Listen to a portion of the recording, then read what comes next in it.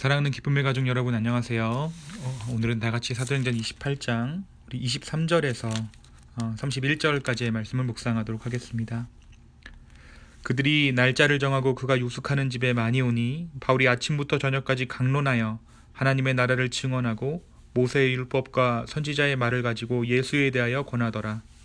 그 말을 믿는 사람도 있고 믿지 아니하는 사람도 있어 서로 맞지 아니하여 흩어질 때에 바울이 한 말로 이르되 성령이 선지자 이사야를 통하여 너희 조상들에게 말씀하신 것이 옳도다. 일러스되 이 백성에게 가서 말하기를 너희가 듣기는 들어도 도무지 깨닫지 못하며 보기는 보아도 도무지 알지 못하는도다.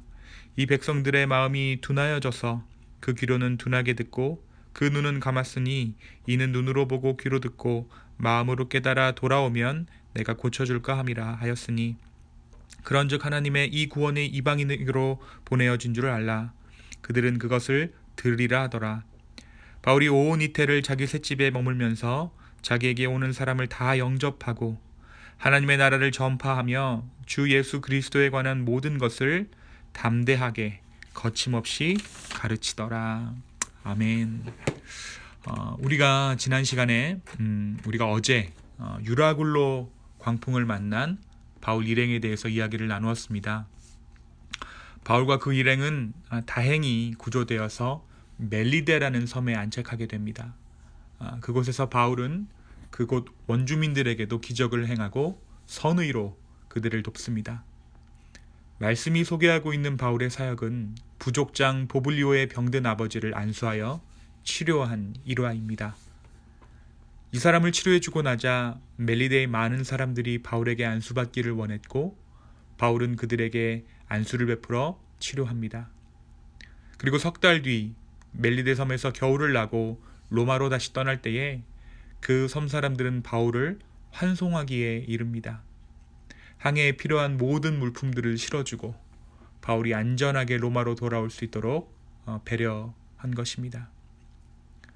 그렇게 바울은 로마로 입성하게 됩니다. 그런데 로마에서의 바울은 비교적 자유롭게 생활할 수 있었습니다. 로마에 살고 있는 유대인들을 모아놓고 자신의 처지를 말하기도 하고 자신의 삶과 함께 복음을 전하기도 합니다. 재판을 받기 전에 바울은 2년간의 구류 생활을 하게 되는데 이때 바울을 찾아오는 사람들이 많았습니다. 바울은 찾아오는 그들에게 하나님 나라를 거침없이 전파합니다. 오늘 읽은 28장 31절 마지막 절의 말씀이 바울이 어떻게 사역하였는지를 잘 보여줍니다. 바울은 하나님 나라를 전파하여 주 예수 그리스도에 관한 모든 것을 담대하게 거침없이 가르치더라 라고 누가는 바울의 로마 사역을 설명하고 있는 것이죠. 사랑하는 여러분, 오늘 말씀이 우리에게 무엇을 말해주는 걸까요? 이스라엘 산헤드린 공회에서 신문 받을 때 바울에게 찾아오셔서 위로해 주신 그 하나님의 예언대로 바울이 로마에서 복음을 전하게 되는 것을 우리는 보게 됩니다. 먼저 28장 전반부를 통해 바울이 멜리데 섬에서 행했던 선한 일들이 저는 눈에 들어왔습니다. 불시착한 섬에서의 삶, 몸과 마음이 참 피폐해졌을 것 같아요. 조난당한 조난자의 삶이니까요. 그때만큼은 최선을 다해 복음을 전하지 않을 수 있었지만 바울은 그들에게 하나님의 능력을 선의로 베풉니다. 손님이 된 것이 아니라 정말 그 섬의 원주민처럼 함께 살고 그들의 아픔을 나누고 그들의 병을 치료해주고 먹을 것을 나누는 그러한 삶을 바울이 살았던 것이죠. 그리고 바울이 멜리데를 떠날 때에 그 섬의 원주민들은 따뜻하게 바울을 환송합니다. 항해에 필요한 여러 가지 물품들을 실어주면서 바울이 다시 풍랑을 맞지 않고 안전하게 로마로 도착하기를 기원해 줍니다. 사랑하는 여러분, 이것이 그리스도인의 삶입니다. 특별히 우리의 삶은 지금 바울처럼 고국 한국을 떠나와 이곳 미국 알라바마 헌츠빌에서의 삶을 이어가고 있습니다. 어느 누군가는 이곳이 최종 목적지일 수도 있고 어느 누군가는 또 다른 항해를 준비하는 곳이기도 합니다. 그러나 우리가 이 땅에 사는 것이 물리적인 지역의 문제가 아니라 하나님 나라를 살고 있는 것임을 우리는 알고 있습니다. 우리가 하나님 나라의 백성된 소명을 어느 곳에든지 다할 때 이 가운데 주님은 우리에게 귀한 선물을 허락해 주실 것입니다. 난파된 배에서 초라하고 헐벗은 죄수의 모습으로 멜리데 섬으로 들어갔던 바울이 로마로 돌아갈 때에는 귀빈 대접을 받습니다. 하나님께 귀한 사람은 사람들에게도 사랑받습니다. 주님을 먼저 섬기고 이웃을 나보다 더 사랑하는 사람은 늘 축복과 더불어 살게 됩니다.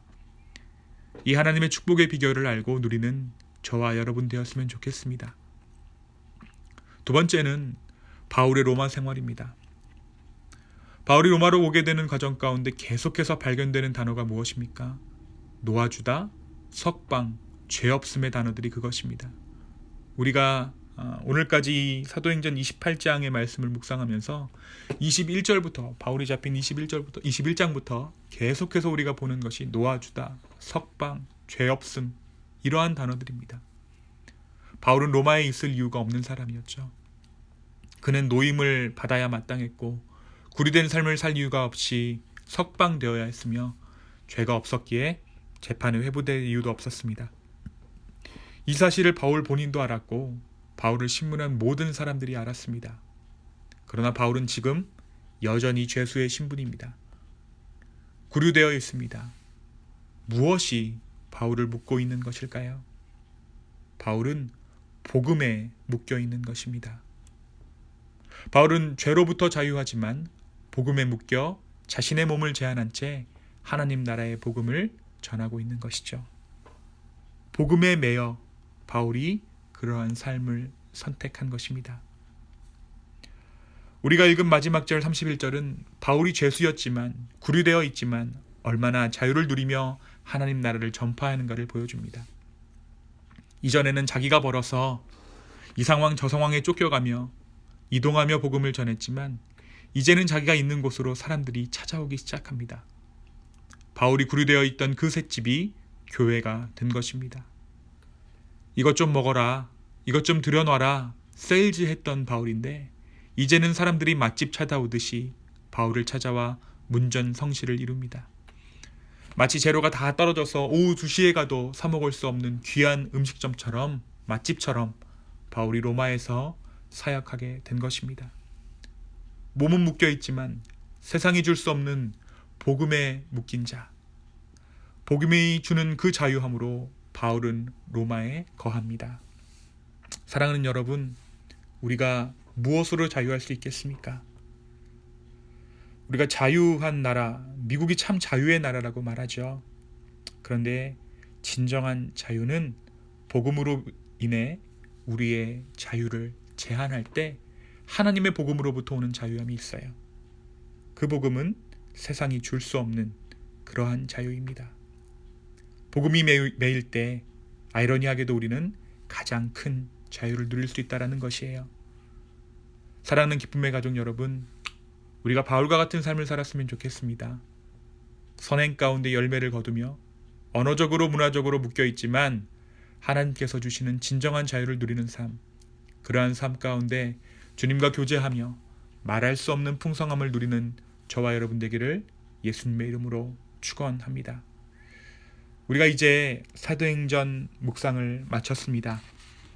우리가 다시 한번 언제 다시 한번 이 사도행전 말씀을 묵상하게 될지는 모르겠지만 이 말씀을 묵상하면서 하나님께서 주신 우리에게 주신 그 깨달음들과 하나님께서 그 주신 마음들을 삶으로 살아낼 수 있는 저와 여러분의 귀한 삶 되기를 소망합니다. 잠시 기도하겠습니다. 주님 감사합니다. 우리가 주님을 바라봅니다. 사도행전 28장이 성경에 쓰여져 있는 사도행전의 마지막이지만 우리의 삶을 통해 사도행전 29장을 써내려가는 우리 모두 되게 하여 주십시오. 성령이 우리를 주장하게 하여 주시고 사도 바울과 같은 진정한 자유함으로 세상을 살아갈 수 있는 우리 될 수 있도록 우리를 축복하여 주시옵소서. 주님 감사합니다. 예수님의 이름으로 기도했습니다. 아멘.